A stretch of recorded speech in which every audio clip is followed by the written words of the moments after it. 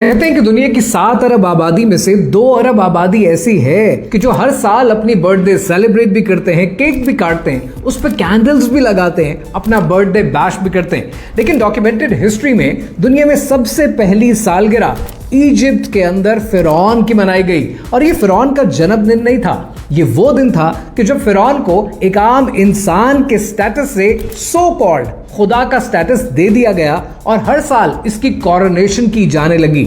मुसलमानों की तारीख में खुद को इतनी अहमियत देने की आपको तारीख नहीं मिलती और बर्थडेज की हिस्ट्री की कोई हिस्ट्री नहीं मिलती। यहाँ पर एक सवाल बनता है कि जब भी आप अपनी बर्थडे सेलिब्रेट करें, अपने आप से ये जरूर पूछें कि आप एग्जैक्टली सेलिब्रेट कर क्या रहे हैं। क्या आप अपनी अहमियत सेलिब्रेट कर रहे हैं? क्या आप आर्टेमिस को सेलिब्रेट कर रहे हैं, या आप फिरौन की कॉरोनेशन को सेलिब्रेट कर रहे हैं, या अपनी जिंदगी के एक और साल को कम होने को सेलिब्रेट कर रहे हैं? उधर जापान में एक अलग ही प्रॉब्लम चल रहा है। हर तरफ बूढ़े फैल चुके हैं और जवान बिल्कुल गायब। 30% जापानीज आबादी ऐसी है जो 65 साल की उम्र से ज्यादा है और ये दुनिया में बुढ़ापे में नंबर 1 है। अब जापान में ये मसला हुआ क्यों, इसका जापानीज ने हल क्या निकाला और इसमें आपके लिए क्या अपॉर्चुनिटी है, कहानी क्या है, आइए समझते हैं। बेसिकली जापान में बच्चे पैदा हो नहीं रहे। जापान की इस वक्त एवरेज 1.2 बच्चे पर वुमन है, जो कि 2.1 एवरेज होनी चाहिए थी। और इनकी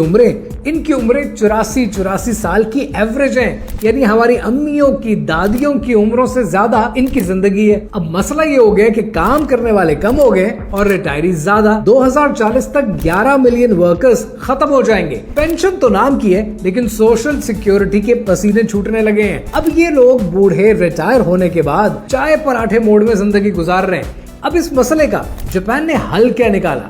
जापान ने अडॉप्ट किए हैं 3 अप्रोचेस।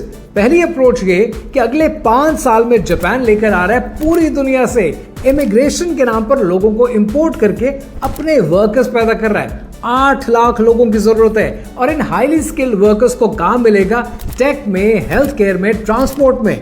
और अगर आप जापान में 5 साल रुक गए तो जापान आपको परमानेंट रेजिडेंसी भी देने वाला है। दूसरा हल जापान ने निकाला है अपना जेट प्रोग्राम, यानी जापान में आओ, जापान में पढ़ाओ, हमारा कल्चर अडॉप्ट करो, बो डाउन करो और अपनी जिंदगी बनाओ। और तीसरा मजेदार सॉल्यूशन तो आप ऑलरेडी जानते हैं कि जापान ने इंट्रोड्यूस की है एडल्ट अडॉप्शन, यानी उन्हें अपनी बेटियों के लिए दामादों की जरूरत है जो जापान आए, उनकी फैमिली का हिस्सा बने, उनकी बेटियों को अडॉप्ट करें और उनकी 200 300 साल पुरानी कंपनीज को, बिजनेसेस को चलाएं। अगर मैं आपसे ये कहूं कि दुनिया में एक ऐसा बॉम्ब भी है जो शहर के शहर तबाह कर देता है, लेकिन बगैर किसी बिल्डिंग को नुकसान पहुंचाए, बगैर खून का एक कतरा भी बहाए, तो क्या आप मानेंगे?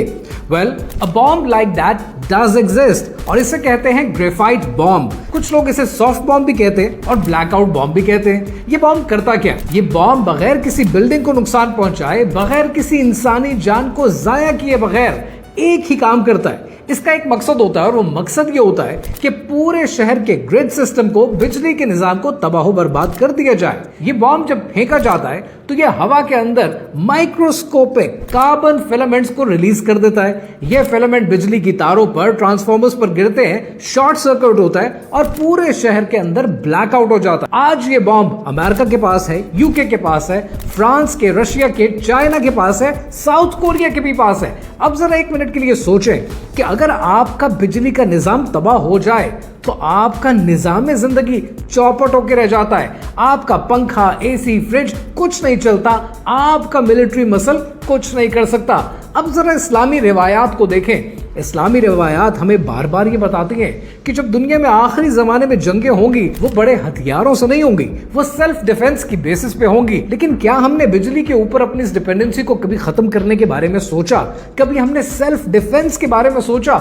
जब हमें सेल्फ डिफेंस पढ़ाया जाना चाहिए था, तब स्कूल्स ने हमें सेल्फ डिफेंस की जगह पर फिजिकल एजुकेशन देनी शुरू कर दी। और उस फिजिकल एजुकेशन में पीटी मास्टर का एक ही काम होता है कि कौम को अटेंशन और स्टैंडर्ड सिखा सके, यानी 2 पांव पर खड़े कैसे होना है ये तो सिखा देते हैं। लेकिन एक कौम की हैसियत से, बगैर किसी डिपेंडेंसी के, सर्वाइवल स्किल्स के साथ एक कौम बनकर कैसे खड़ा होना है, ये तो आज तक कभी किसी ने हमें सिखाया ही नहीं।